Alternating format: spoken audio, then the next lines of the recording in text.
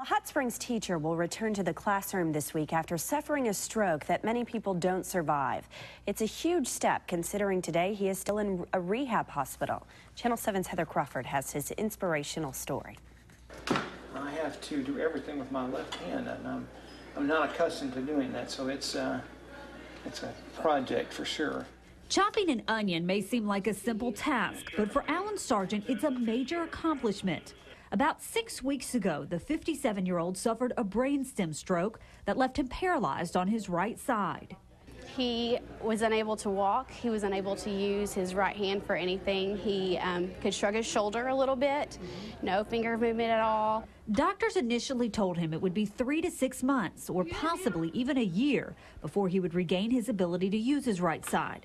But he has made amazing progress at Baptist Health Rehab Institute in Little Rock. I've been able to, I can wiggle my toes, I can move my knee, I can move my hip, I can move my shoulder and elbow and hand on the right side. I can actually squeeze things, which I couldn't do before. He can even cook. We watched as he made an omelet during rehab. Alan considers his progress miraculous. I attribute that to the Lord first, but also to a great rehab here I've had.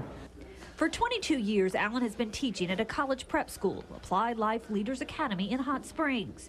And while his stroke may have slowed him down, he's not letting it get him off course. Wednesday, he will be released from the hospital.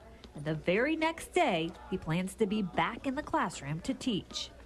Well, that's what I was called to do to begin with, and this little aberration, this little interruption has not affected God's calling on my life.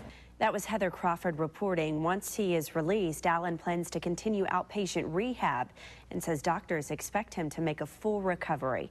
He hopes to be able to go jogging in a year.